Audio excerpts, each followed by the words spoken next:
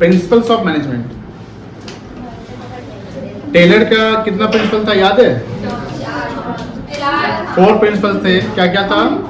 Rule science not rule of, harmony not cooperation not individualism and development of worker to the greatest efficiency. ये आपके 4 principal थे किसके? Taylor के। और fuel के कितने प्रिंसिपल थे? 14 प्रिंसिपल थे। ये 14 प्रिंसिपल क्या था? That you see USSR OI. That में D for division of work, A for authority and responsibility, D for discipline, that हो गया U for unity of command, S for scalar chain, E for equity and justice, E for spirit of USSR, U for unity of direction, S for subordination of individual interest to general interest, फिर S for stability of interpersonal, R for remuneration, USSR, O for unity of order, I for initiative and decentralization। तो theory याद है, Taylor याद है। अब उसके बाद हम लोग आते हैं आगे साइंटिफिक टेक्निक। देखो कोई भी चीज में टेक्निक बहुत जरूरी है, बिना टेक्निक का काम हो सकता है। आप अगर पढ़ाई करते हैं और पढ़ाई में टेक्निक नहीं लगाते हो तो भी पढ़ाई भी क्या होता है ना कि एक स्लो एंड स्टडी होगा। अगर हमको कम समय में अच्छे से पढ़ाई करना है तो उसके लिए टेक्निक यूज करना पड़ेगा। कैसे पढ़ाई? टाइमिंग यूज की, किस समय में हमको क्या पढ़ना है, ये बहुत इंपॉर्टेंट होता है। कोई बैल की तरह पढ़ रहा है, दिन भर में किताब में घुसा हुआ है, किताब में पढ़ रहा है लेकिन उसको कुछ आउटपुट ही नहीं आ रहा है, तो यानी हम कह सकते हैं कि उसने टेक्निक प्रॉपर यूज नहीं किया। टेक्निक प्रॉपर यूज करने का मतलब ये हुआ कि हम by applying the technique we get the output, by applying the technique we get the output. अगर हम कोई टेक्निक यूज कर रहे हैं जो टेक्निक आउटपुट नहीं जनरेट कर रहा है, यानी हम इनपुट दे रहे हैं बट आउटपुट नहीं आ रही है, तो बताइए रिजल्ट क्या है? एंड रिजल्ट 0 हो जाएगा। एंड रिजल्ट 0 होता है wastage of time, wastage of money, wastage of effort, और अल्टीमेटली अगर ऑर्गेनाइजेशनल पॉइंट से देखेंगे तो loss. So we have to apply the technique to get the efficiency of worker, to get the better results of the organisation. तो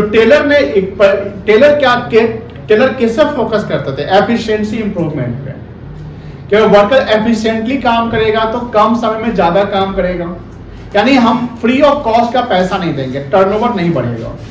That's why Taylor insist करते थे efficiency improvement पे। अब Taylor क्या कहते थे कि मैनेजमेंट में जो लेवल होते हैं वो 3 लेवल होते हैं, top level, middle level and. अब लोअर लेवल में जो होता है वो ऑपरेशनल लेवल है, सुपरवाइजरी लेवल कहते हैं इसको। और ये ऑपरेशनल लेवल या सुपरवाइजरी लेवल क्या कहता है कि भैया जो फंक्शन होगा बिजनेस में, जो मतलब फैक्ट्री में जो काम हो रहे हैं, तो फैक्ट्री में जो काम हो रहे हैं उसकी तो टेक्निक्स होंगे, मेथड्स क्या होगा, पॉलिसी क्या होगा, सिस्टम क्या होगा, कौन क्या काम करेगा, किसका काम इंस्पेक्शन का होगा, इंस्पेक्शन मतलब जांच पड़ताल करने का, किसका काम रिपेयर एंड मेंटेनेंस का होगा, किसका काम होगा जहां पे टूल्स समझते हैं ना, औजार वगैरह, उसको इकट्ठा करने का, किसका काम रूटीन देखने का, किसका काम अटेंडेंस चेक करने का होगा। अब सबके काम को हम क्या करेंगे? असाइन करेंगे ना प्रॉपर कि भैया आपका ये काम है। यानी एक फैक्ट्री लेवल पे चलते हैं, फैक्ट्री लेवल पे भी चलते हैं, तो फैक्ट्री लेवल पे फंक्शंस होते हैं। क्या होते हैं बेटा? फंक्शन। यानी सारा देखो कंपनी का स्ट्रक्चर जो होता है वो फैक्ट्री लेवल होता है, डिसीजन टॉप लेवल से आता है, उसका इंप्लीमेंटेशन मिडिल वाला करता है और ऑपरेशनल वाला जो है उस पर प्रैक्टिकली काम करता है। कोई प्रोडक्ट कहाँ बनता होगा? फैक्ट्री में। तो स्ट्रक्चर फैक्ट्री, मतलब फैक्ट्री में प्रोडक्ट बना लेकिन प्रोडक्शन कॉस्ट ही ज्यादा हो गया या प्रोडक्ट क्वालिटी खराब हो गई, तो बताइए अल्टीमेट किसको नुकसान हो जाएगा? क्योंकि मार्केट में प्रोडक्ट नहीं बिकेगा। That's why Taylor insisted on the factory level because that is the important points of management, important level of management जिससे कंपनी का एक बेस बनता है। अब साइंटिफिक टेक्निक में along with मतलब क्या होता है?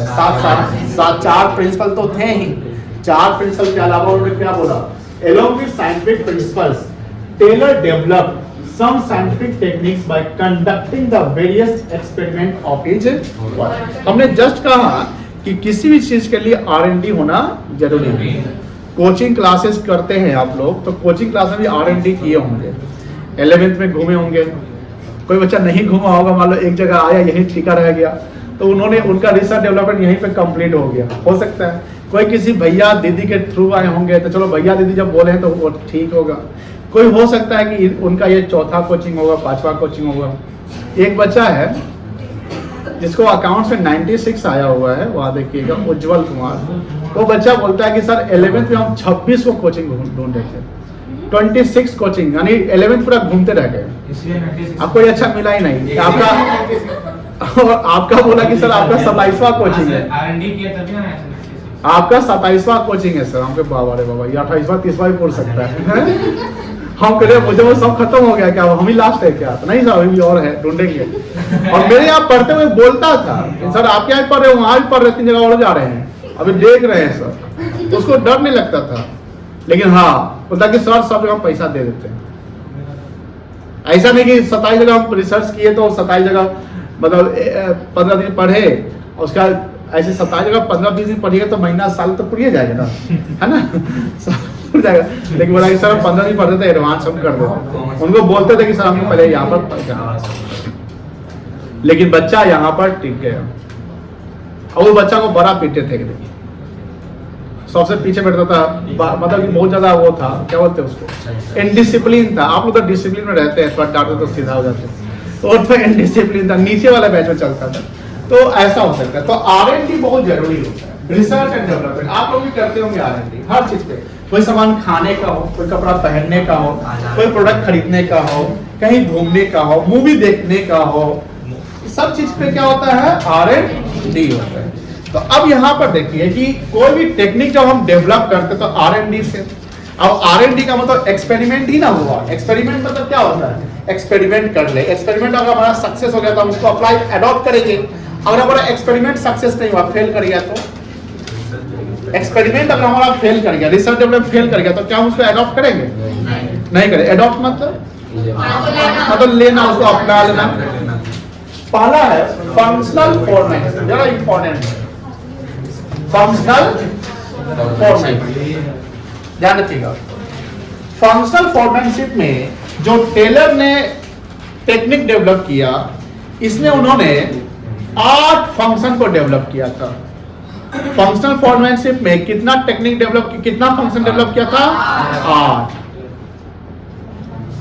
8 फंक्शन, याद रखिएगा, ये पूछता है एग्जाम में। Explain the term functional foremanship given by the functional foremanship scientific technique given by F.W. Taylor. तो you have to explain the functional foremanship, और उसमें 8 फंक्शन को आपको नाम लिखने पड़ेंगे। अब ये 8 फंक्शन को 2 भागों में बांटा गया, और हर 2 भागों में हर भाग के कितने फंक्शन? 4 फंक्शन। ये 4 फंक्शन है प्लान, एक डिपार्टमेंट बन गया प्लानिंग, जिसका काम प्लान करना है, प्लानिंग, मेंटली वर्क करना, और एक डिपार्टमेंट बना प्रोडक्शन, प्लानिंग एंड यानी प्लानिंग के 4 फंक्शंस, प्रोडक्शन के 4 function, and both planning and production are the part of functional foremanship. Foreman lower level में आता है, पढ़े ना? सुपरिटेंडेंट किस में आता है? लोअर। अब प्लांट सुपरिटेंडेंट मिडिल में आता है। तो यहां पर इस टेक्निक में क्या किया गया कि जब फैक्ट्री में, जैसे जब लार्ज स्केल पे कंपनी काम करती है, नेशनल और इंटरनेशनल स्केल पे, तो कंपनी बहुत सारे प्रोडक्ट, न्यूमरस प्रोडक्ट बनाती है ना। जैसे चाइनीज फोन, अगर ओप्पो कंपनी फोन बनाती होगी तो एक लॉट में लाखों फोन निकलता होगा ना। कोई बैग बना रहा है, कोई कपड़ा बना रहा है, कोई चश्मा बना रहा है, कोई घड़ी बना रहा है, कोई कंपनी, तो क्या जब बिस्किट बना रहा है तो क्या एक करके बिस्किट निकलता होगा? लाखों में निकलता होगा, ट्रक पे ट्रक लोड होता होगा। तो बताइए इतने बड़े ह्यूज लेवल पे, ह्यूज मतलब क्या हुआ? बहुत बड़े लेवल पे, ह्यूज लेवल पे आप प्रोडक्शन कर रहे हो, क्या एक ही डिपार्टमेंट सारा प्रोडक्शन काम को संभाल सकता है? एकदम नहीं संभाल सकता है। आपको क्या करना पड़ेगा, फिर उसका असाइन मतलब कि बांटना पड़ जाएगा। अब वो क्या करना पड़ेगा, बांटना पड़ सकता है कि भैया ये काम इस पार्टिकुलर डिपार्टमेंट को देते हैं, इसमें जितने वर्कर की आवश्यकता है वो काम करेंगे। मेरी बात समझ में आ रही है? और इसलिए फंक्शन, फंक्शन मतलब क्या होता है, फंक्शन मतलब काम होता है, कार्य जो काम करते हैं हम लोग, दिस इज कॉल्ड फंक्शंस। और इस फंक्शन में 8 फंक्शन बताए गए। वो 8 फंक्शन क्या क्या है, जिसमें प्लानिंग के 4 फंक्शन थे। ये 4 फंक्शन, एक फ्लो चार्ट देख लीजिए, दिख रहा है फ्लो चार्ट? ये प्लानिंग है और ये क्या है, प्लानिंग के 4 फंक्शन थे। एक था रूट क्लर्क, रूट मतलब रूटीन, रूटीन समझते ना, जो रूटीन हम फॉलो करते हैं, यानी हर इनका क्या काम है, सबको रूटीन फॉलो करवाना। दूसरा था इंस्ट्रक्शन कार्ड क्लर्क। इंस्ट्रक्शन मतलब क्या होता है, जो निर्देश देता है, गाइड करता है, भैया आपका ये काम, यानी इंस्ट्रक्ट करना कि आप ये गलती कर रहे हैं, ये सही कर रहे हैं, वैसे करिए, वैसे ना करिए, इंस्ट्रक्शन कार्ड क्लर्क। थर्ड था आपका टाइम एंड कॉस्ट क्लर्क, यानी टाइम मैनेजमेंट देखना। टाइम बहुत इंपॉर्टेंट है, समय क्या है बहुत ज्यादा इंपॉर्टेंट है, कॉस्ट, टाइम एंड कॉस्ट काफी इंपॉर्टेंट है। विदाउट, अगर हम टाइम ज्यादा लगा रहे हैं या कॉस्ट मेरा ज्यादा लग रहा है, तो बताइए क्या गोल अचीव होगा, महंगा हो सकता है। तो इनका काम था।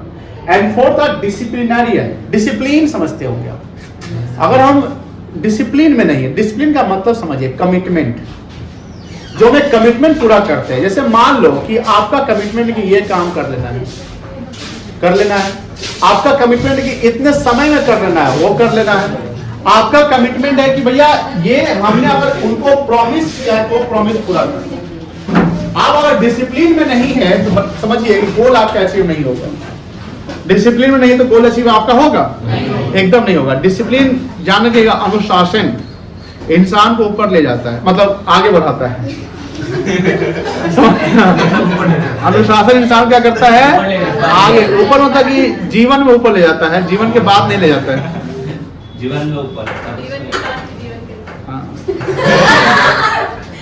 बोलिए अनुशासन में होता है कि नहीं होता है? जो अनुशासित नहीं है, आप अपने लाइफ में बहुत सारे ऐसे लोगों को देखे होंगे जो अनुशासित अगर रहे होंगे तो उनका बायोग्राफी देखिएगा, भैया अनुशासित है, अनुशासित रहा है और अभी भी अनुशासित है, इसलिए वो आगे बढ़ रहा है फाइनेंशियली एंड सोशली। सोशली मतलब समाज में भी प्रतिष्ठा है। कुछ ऐसे भी लोग होंगे जो बचपन में बहुत ज्यादा तेज रहे होंगे या कुछ ऐसे रहे होंगे, लेकिन भैया वो आगे नहीं बढ़ पाए, बिगड़ गए, फाइनेंशियली बिगड़ गए और सोशली बिगड़ गए।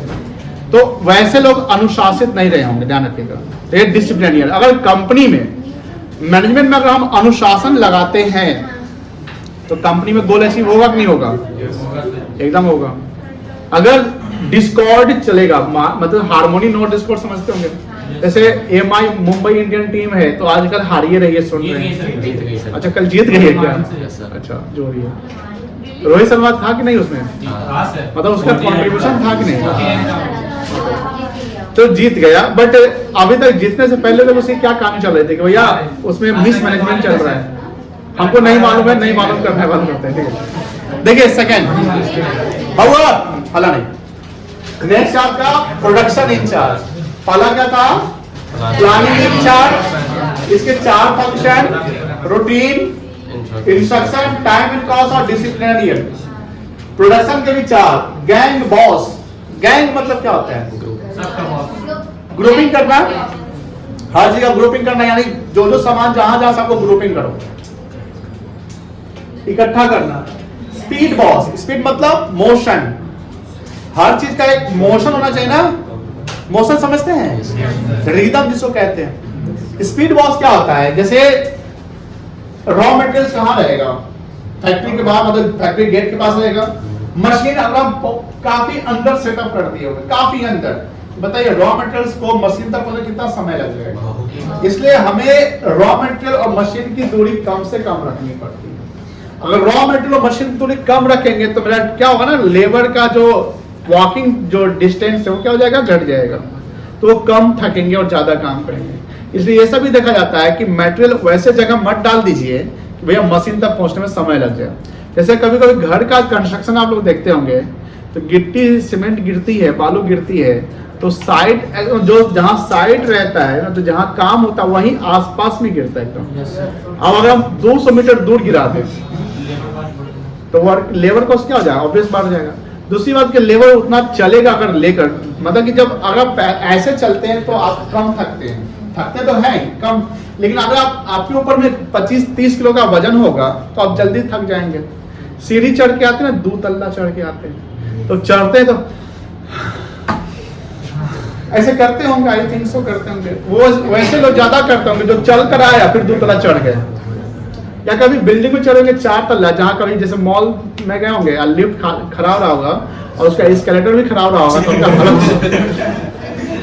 मैक्स चले गए थे सर, गलती से मैक्स चले गए थे, सब खराब हुआ। कहाँ चले गए थे? मैक्स मोदी जी थोड़ा सब खराब है, सब खराब है। तो वहाँ चढ़ने में मन मतलब थक गए होंगे ना, डर गया। जब इंक्लाइन करते हैं, इंक्लाइनिंग मोड क्या होता है? ऊपर जब चढ़ते हैं तो आपको एनर्जी ज्यादा लगता है, और जब आप नीचे गिरते हैं, डिक्लाइन करते हैं, जैसे आप उतरते समय आप थकते नहीं होंगे इसलिए, क्योंकि फोर्स आपको कम लगता है, ऊपर में फोर्स ज्यादा लगता है। जैसे बॉल को ऊपर फेंके तो फोर्स ज्यादा लगता है, आप नीचे गिरेगा तो फोर्स। जब हम फिजिक्स नहीं पढ़ा रहे हैं तो यहाँ पर स्पीड का मतलब यही हुआ कि आपको सबकी स्पीड को देखकर चलनी है। नेक्स्ट है आपका रिपेयर बॉस। रिपेयर बॉस का क्या काम होगा? जो भी मान लो जैसे मशीन से प्रोडक्ट बनकर आते हैं तो हमेशा सब एकदम एग्जैक्ट एक क्वालिटी का रहता है क्या? कोई टूटा फूटा भी रहता है, कोई खराब भी रहता है, बी ग्रेड का रहता है, उसको क्या करना पड़ेगा? रिपेयरिंग का काम करना। एंड नेक्स्ट क्या आपका इंस्पेक्टर, जो इंस्पेक्ट करता है। 8 फंक्शन समझ गए? प्लानिंग इंचार्ज के 4 और प्रोडक्शन इंचार्ज के 4। प्लानिंग इंचार्ज के 4 क्या क्या थे? Root clerk, time and cost clerk, instruction और डिसिप्लिनरियन। प्रोडक्शन के भी 4, gang boss, speed boss, repair boss, inspector. Inspector मतलब वो जो नहीं, इंस्पेक्टर जो पकड़ के ले जाते हैं, है ना, इंस्पेक्टर जो इंस्पेक्ट करने वाला। समझ गए बेटा? अब आइए थोड़ा सा इसको पढ़ते हैं। In this technique, Taylor suggested a division of factory in the 2 department. कितना डिपार्टमेंट? कौन कौन सा? Planning and production. As Taylor felt that, felt मतलब क्या होता है? महसूस करना। That worker must be free from the burden of planning and they must concentrate on work. मतलब क्या हुआ कि अगर प्लानिंग वाला है तो प्लानिंग वाले वर्कर को प्रोडक्शन वाले का बर्डन लेकर नहीं चलना है, अब प्रोडक्शन वाले हैं तो उनको प्लानिंग वाला का बर्डन नहीं चल रहा है। मतलब कि अगर हमने आपको जो काम दिया वही काम और उसके अलावा बर्डन नहीं। To develop specialisation. स्पेशलाइजेशन क्या होता है? स्पेशलाइजेशन कैसे आता है? रेगुलर वर्क करने से, कंटिन्यूटी से, है ना। To develop specialisation in the organisation, Taylor suggested under each department they must be some functional experts to supervise. Functional expert हुआ कि हम जो फंक्शन कर रहे हैं, यानी जो काम कर रहे हैं उसमें हम एक्सपर्ट होंगे, तो तभी तो हम सुपरवाइज कर सकते हैं, गाइड कर सकते हैं एंड इंस्ट्रक्ट कर सकते हैं the work. As one foreman cannot be expert in every aspect of work, so Taylor stressed on minimum 8 specialists in one aspect of work. And while observing and instructing the workers, there will be a definitely a specialization. जैसे आप पर कहाँ छोड़ दिए? Minimum 8 हाँ? Minimum 8 specialists और functional experts to supervise. और उसके बाद each boss will be yes sir. अरे यही तो हम पढ़ रहे भाई मेरे, वही सर मिनिमम 8 वाला है शुरुआत में ही, शुरुआत में। सर अभी जो पढ़ रहे हैं उसके पहले वाला। और जो instructing the worker there will be definitely specialisation, यही ना। Taylor stressed on minimum 8 specialist functional experts to supervise and give orders to workers. Each boss will be specialized in one aspect of work, and while observing and instructing the worker, there will be definitely specialization. अब एक बात बोलिए, ये पढ़ के खुद समझने बताइए कि समझ में आया कि नहीं आया? क्या समझे? मिनिमम कम से कम 8 होने चाहिए। और हर स्पेशलिस्ट अपने जो डिपार्टमेंट का क्या होगा, बॉस होगा, और वही अपने डिपार्टमेंट को लीड करेगा।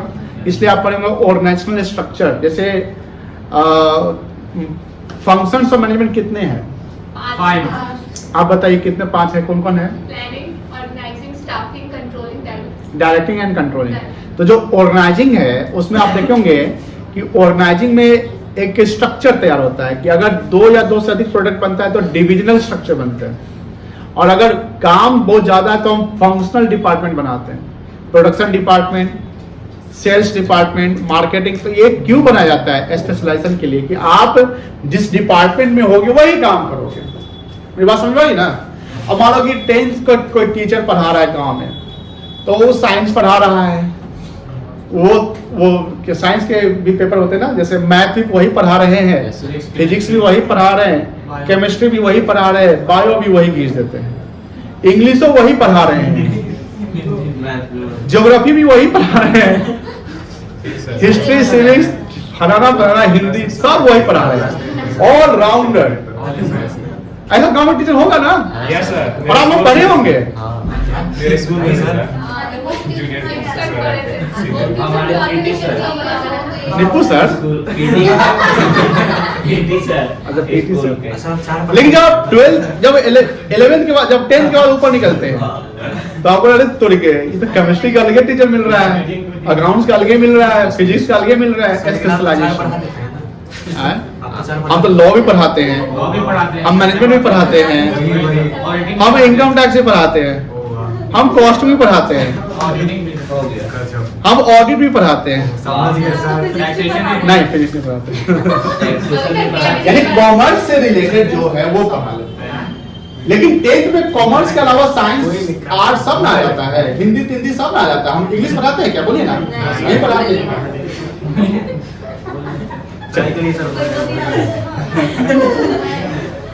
हाँ, यहां तक हो गया ना? So this technique is the extension. Extension मतलब क्या होता है? आगे of principle of division of labour. नहीं, लेबर को बांट दो। क्यों बांट रहे हो? लेबर देखो लेबर। अच्छा, हाईली स्किल्ड, सबसे ज्यादा तेज तर्रार मैनेजमेंट में कौन होता होगा? कोई कंपनी को जो चला सकता है, टॉप लेवल में बैठता होगा। वहां किसका यूज होता है? और शरीर का यूज कहाँ होता है? लोअर में होता है। लेकिन सिर्फ शरीर का यूज तो नहीं ना होता होगा, माइंड भी। वहां देखो, जो लोअर में होगा स्किल्ड वर्कर की जरूरत होगी, सेमी स्किल की और अनस्किल्ड की जरूरत पड़ती है। अब सब जगह स्किल्ड वर्कर नहीं लगा सकते। जैसे मान लो कि जैसे ईंट उठाना है, मट्टी खोदना है, गड्ढा करना है, गड्ढा समझ ना, वो कोई सामान गुड्स को यहाँ से वहां ला रहा है, ट्रक से सामान अनलोडिंग करना। अनलोडिंग से क्या होता है? लोड करना है। उसके लिए स्किल्ड वर्कर की जरूरत है कि अनस्किल्ड? अनस्किल्ड 200-400-500 मिल जाएगा, स्किल्ड बोलेगा 1000 रुपए से कम, किससे बातें नहीं करेंगे। मेरी बात समझ में आ रही है ना? तो जहां अनस्किल्ड की जरूरत है वहां अनस्किल्ड का यूज करेंगे। टेलर से foreman must be intelligent. Intelligent समझते होंगे आप लोग, एडुकेटेड जो आप लोग हो रहे हैं, एनर्जेटिक भी आप लोग है, ये हैं। कोई कोई सुस्त रहता है। सुस्त हमको कैसे रहेगा? जो बच्चा कैमरा में नहीं देखेगा ऐसे रहेगा। अच्छा, छोड़। मतलब लग रहा कि अब सामने वाले पे एहसान कर रहा है कि हाँ जल्दी खत्म करिए। और एनर्जेटिक क्या होता है? वो मतलब उसका ये भी चल रहा है। क्या चल रहा है? क्या है ये? कान, आंख भी चल रहा है और लिख भी रहा है। आप में से कितने बच्चे ऐसा करते हैं कि जब हम बोलते हैं कोई वर्ड तो लिख लेते हैं? बताइए। तो हम दोनों को एनर्जेटिक मानेंगे? मान लेंगे, हम सबको मानेंगे। आप सब लिखिएगा, है ना? एनर्जेटिक रहिए। देखो, किसी भी फील्ड में रहो ना, कहीं भी रहो, give your 100% effort, give your best. आप अगर खाना बना रहे, खाना बनाने आता है आप लोगों को? तो बेस्ट बनाइए, शिकायत का मौका नहीं दीजिए। पढ़ाई कर रहे हैं तो बेस्ट करिए, और एग्जाम में अगर एग्जाम में कॉपी लिख रहे हैं तो हैंड राइटिंग बेस्ट रखिए। Yes sir. कुछ का तो हैंड राइटिंग महा। और देखो लाइफ में आपको क्या रहना पड़ेगा, honesty is the best policy. ये हमारे पूर्वज बताते आ रहे हैं और अभी तक चल रहा है। Honesty is the best policy. अगर आप ईमानदार नहीं है तो फिर तो गड़बड़ हो जाएगा, ईमानदार नहीं तो गड़बड़ हो जाएगा।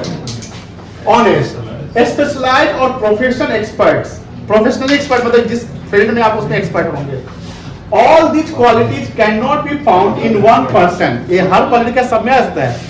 ईमानदारी आ सकता है, ये आ सकता है, ये आ सकता है, ये आ सकता है, लेकिन जब एक्सपर्टीज की बात आती है कि किसी काम में आप एक्सपर्ट है तो सब में सारा काम नहीं होता है। All this quality cannot be found in one person. Taylor stress on having minimum 8 experts, 4 under each department to order the and guide the worker. अच्छा ये बताओ, सबके पास किताब है ना? किताब से पढ़ो तो ये, जिसका किताब नहीं है शेयर करिए। पढ़ लिए बेटा? रूट क्लर्क का क्या काम है?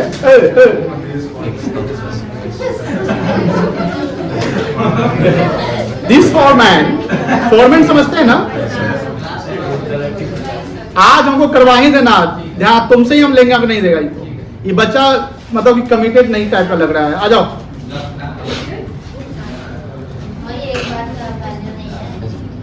दिस फॉरमैन मतलब जो लोअर लेवल में है, is responsible to fix up the sequence of steps. Sequence of steps समझते हैं ना?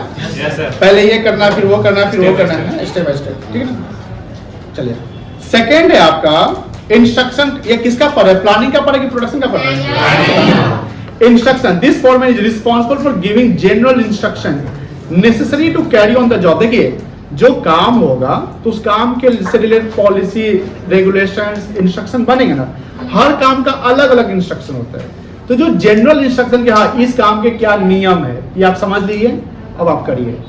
आपको ऐसे करना है जैसे अब एक बच्ची चाबी छोड़ के चली है, अब 1 घंटा बाद जाती हो सकता है उससे साइकिल गायब हो जाता है। आप लोग भी कभी ऐसा करिए, जब साइकिल से आते हैं 2 बच्चे तो साइकिल को लॉक करिए। देखिए लॉक तो खरीदना पड़ेगा। आप मार्केट में घूमते हैं साइकिल से, आप मतलब कि 5 अगर साइकिल चलते हैं, 50 का लॉक नहीं खरीदते, तो आप कंजूस कौन है? क्या बात सही गलत है? अब पूरा घर आपके पास है, बोलते हैं घर का ताले में रखते हैं, ये तो गड़बड़ हो जाएगा। इसीलिए जिनके पास अगर लॉक नहीं है तो लॉक खरीद लीजिए, 150 में मिल जाता होगा, हमको पता नहीं एग्जैक्ट रेट क्या है। चाबी रख लीजिए, है ना, ये सब जरूरी है ना बेटा। चाबी लाया, लॉक नहीं लाया, आज हो गया सर। लॉक कलर ला, तो लॉक तो साइकिल में रहता है ना, तो पाइप वाला पाइप उसी में साइड में रहेगा, तो पाइप को घर में रख देगा।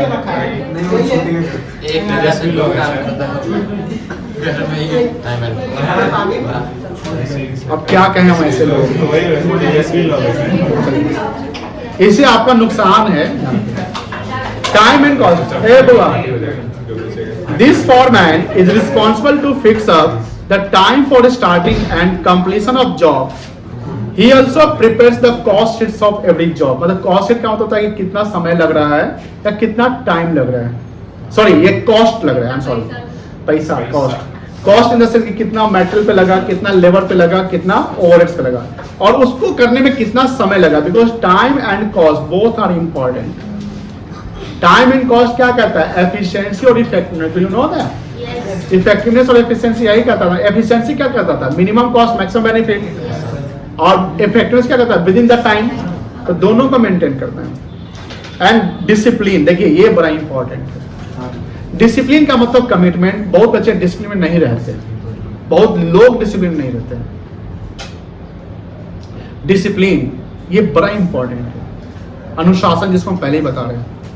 अगर आपने कमिटमेंट कर दिया, आपने प्रॉमिस किया, तो पूरा कीजिए। या प्रॉमिस पूरा करने से पहले आप अपना प्रॉब्लम्स बता दीजिए कि ये प्रॉमिस इस समय पूरा नहीं हो सकता। ऐसा भी सिचुएशन आ सकता है। लेकिन आप ऑन द टाइम आप फेल करते हैं प्रॉमिस, तो सामने का व्यू क्या होगा आपके प्रति? क्या व्यू रहेगा? ये हमेशा तोड़ने वाला है, फ्रॉड टाइप का है, भरोसे के लायक नहीं। बोलिए हाँ या ना? उसका एक्सपेक्टेशन आपके प्रति 0 हो जाएगा। यानी आपकी क्रेडिबिलिटी जो होती है ना, क्रेडिबिलिटी समझते हैं, साख, गुडविल, वो क्या होगा? खराब हो जाएगा। और जब एक बार गुडविल खराब हो गया तो उसको बनाने में फिर समय लग जाएगा। घर बनाने में क्या लगता है? समय और पैसा। लेकिन जब घर को तोड़ना है, लाइए जैसे भी एक घंटा में खत्म। बोलिए हाँ या ना? हाँ। इसीलिए इज्जत कमाने में बहुत समय लगता है, इंसान का जीवन लग जाता है। लेकिन जब इज्जत गवाना है तो वो कोई हरकत कर दीजिए, इज्जत या वो प्रॉमिस तोड़ दीजिए, खत्म हो जाएगा। आज के समय में बहुत सारे ऐसे लोग हुए हैं ना, बहुत सारे लोग हुए। इसलिए ध्यान रखिएगा अपने लाइफ में ना, आप ऑनेस्ट सही अपने लाइफ में आप ऑनेस्ट जरूर रहिए और डिसिप्लिन रहिए। पैसा कमाने में फोकस करिए, गलत तरीके से नहीं कमाइए, और ईमानदारी रखिए, डिसऑनेस्टी नहीं, बेईमानी नहीं, झूठ झाट नहीं, चाहे आप कितना धीरे धीरे कमा रहे हैं। ये कर लिए अगर बेईमानी इस पे आ गए तो समझ लीजिए कि सब कुछ वही आपका कर्म है और उसका फल उसी में मिल जाएगा। चलिए तो ज्यादा बोल दिए क्या?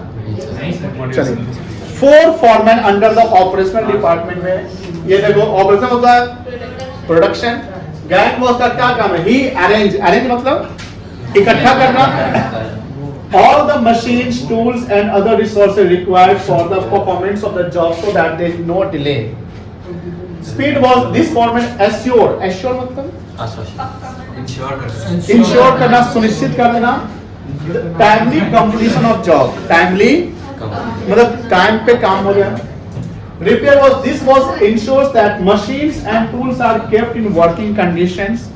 मशीन एंड टूल्स को क्या वर्किंग कंडीशन समझते हैं ना, तो मशीन या टूल्स खराब है तो उस पे रिपेयर बस ध्यान नहीं दिया, और जब सेकेंड टाइम जब कोई काम करना है तो उसको तो मशीन टूल खराब मिल गया तो डिले हो सकता है, तो उसका काम क्या है? अपडेट रखना, मशीन को अप टू डेट रखना। जैसे उसमें जो फ्यूल रखना है उसको अप टू डेट नहीं होता, मशीन चालू मोड में होना चाहिए, तो मशीन को चालू करने का काम दूसरे का होगा, वो मशीन पे काम करने वाला का नहीं, कि मशीन पे जो काम कर रहा है उसी का काम होगा।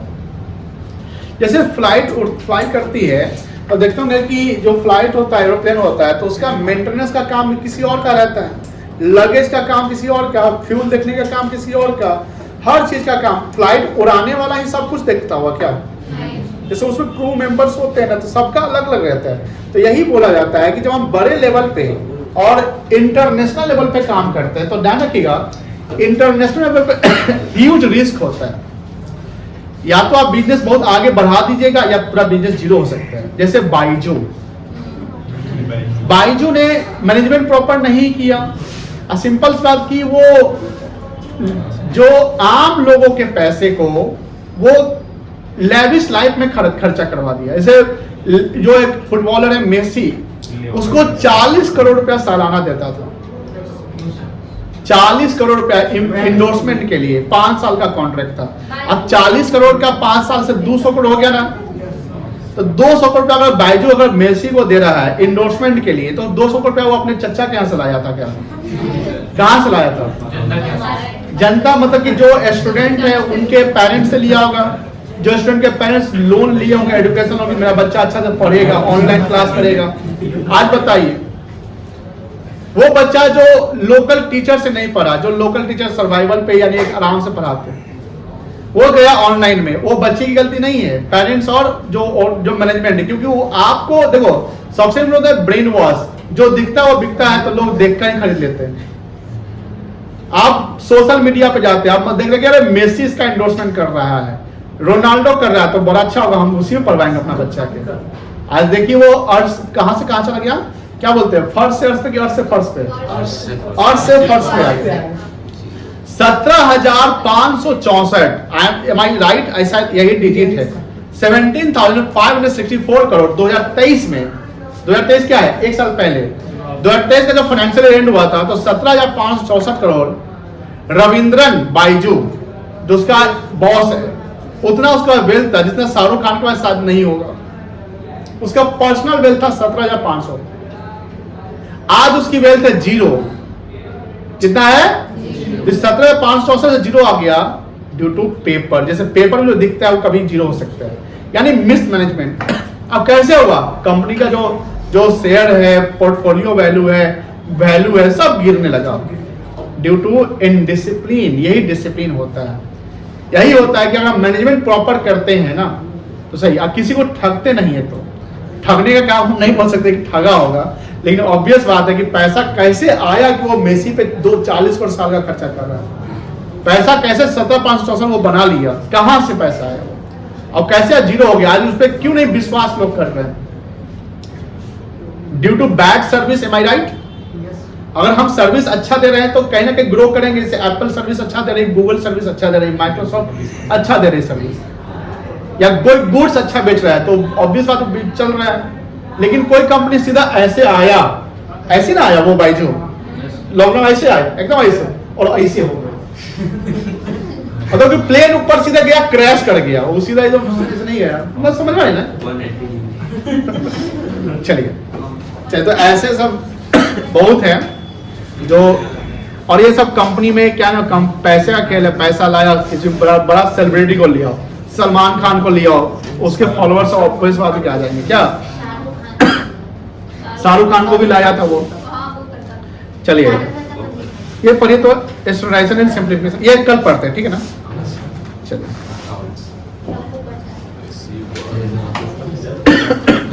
अकाउंट्स लाए।